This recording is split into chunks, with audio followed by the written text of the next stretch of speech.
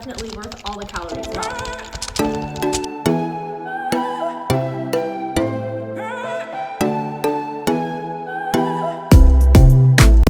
Hi baking besties, we are here for another delicious recipe and I am so excited to share it with you. The reason why it started is because I was looking through our refrigerator and I just wanted to sort things out and clean things up. I noticed that we had a lot of really ripe fruit that looked super ready, super delicious. I had a feeling we wouldn't get through them on time before, they got all soggy and moldy, and I didn't want them to go to waste. So we are going to be making a berry crumble. It's a mix of berries that I did have in my fridge. So we have here 3 cups of strawberries sliced and blueberries. For the fruit base, I've prepared some granulated sugar, flour, and cinnamon. And then for the topping, we've got some flour, brown sugar, and some oats. All of the measurements will be on my blog, so don't worry about that. I just want to show you exactly the process of putting everything together. Anytime I have any overstock of fruit, I do like going for a crumble because they're ingredients that I always have in my pantry, and it's just so easy to whip up and so delicious, and even more delicious when the fruits are ripe. So let's get started, baking besties. Here are all the ingredients, and don't forget, the full ingredient list as well as the step-by-step process will be on my blog, just linked down below. I started by coating my pan with some spray and also preheating my oven to 350 degrees. So let's take the pan away and set it aside and start with the berry base. I have here a 1/4 cup granulated sugar, 1 tablespoon of all-purpose flour, and 2 teaspoons of ground cinnamon. You're gonna wanna add that mixture on top of your berries and fold it so that all of your berries are well coated. So technically, yes, you can use frozen berries for this recipe, but I love going the fresh route, especially when it's berry season. Next, you wanna pour that fruit mixture evenly into your pan and then quickly just set that aside so that you can start on your crumble topping. I already prepared the ingredients, but what we have here is 1 cup brown sugar and 1 cup of oats, as well as 3/4 cups all-purpose flour. A lot of people like to use quick oats for their crumbles, but as a personal preference, I like to use rolled oats. And you're gonna wanna mix all of those ingredients up.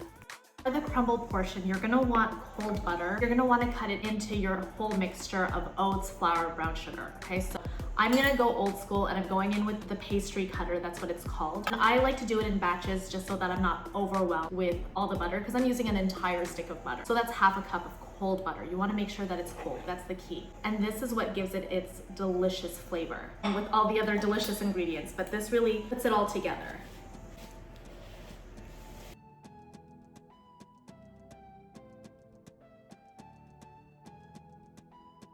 And sometimes you're gonna have to scrape the cutter to make sure the butter's just not stuck in there. And like I said, I like to do it in batches just so that I'm not overwhelmed with butter and that nothing is getting mixed, because that would defeat the whole purpose.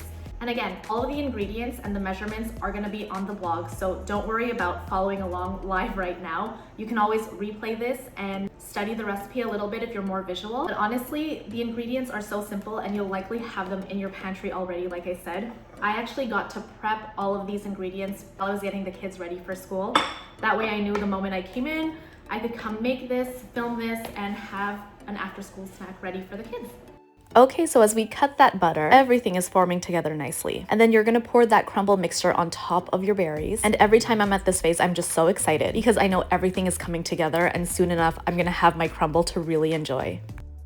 Okay, it is ready to go in the oven. I preheated my oven to 350 degrees Fahrenheit and it bakes for about 45 minutes, but I do like checking in on my bakes about 5 to 10 minutes before the actual time is up. So at about 40 minutes, I'm gonna check in on the crumble just to make sure it's not looking a little too cooked.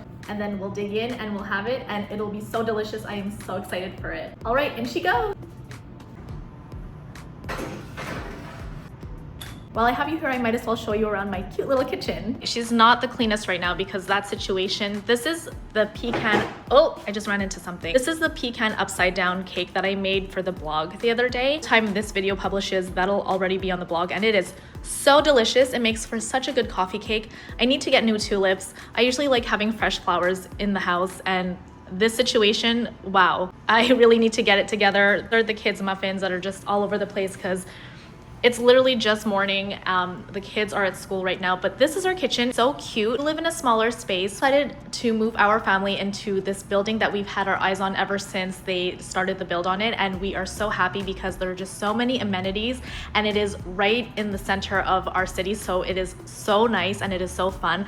The details of this kitchen, I know like quality over quantity because although it's small, Oh yeah, and we're getting our floors and our baseboards done, so ignore the gaping hole that is going to be done in the next few weeks, and hopefully by the time the next video publishes, that'll be all fixed. But I'm excited to get new floors, even though these are brand new. But anyway, say quality over quantity. I know it's a smaller space, but the details in this kitchen, I love our countertop, our oven, and I need to clean it. Stovetop and our oven are our Fulgor Milano, and they're just such good quality appliances, and our Blomberg appliances for our fridge or dishwasher. So this is my little kitchen where I film all of my content, so I'm sure you guys already know it by now. And here she is looking so absolutely perfect. It's time to serve, isn't it? I like to just scoop mine out with a spoon. Nothing too fancy, I'm just ready to consume this deliciousness. It pairs well with so many things, especially vanilla ice cream, some fresh cream. Today I decided to just top it off with a fresh strawberry. Baking besties, I am so happy with how it turned out. Everything is looking delicious and crisp, not overbaked, so that's perfect. I actually checked in on it about 10 minutes before the 40-minute mark, and it was absolutely golden and perfect. And I knew it was time to take it out of the oven, so just be sure to keep an eye on it because the topping can overcook very quickly. And now the most important part is the taste test.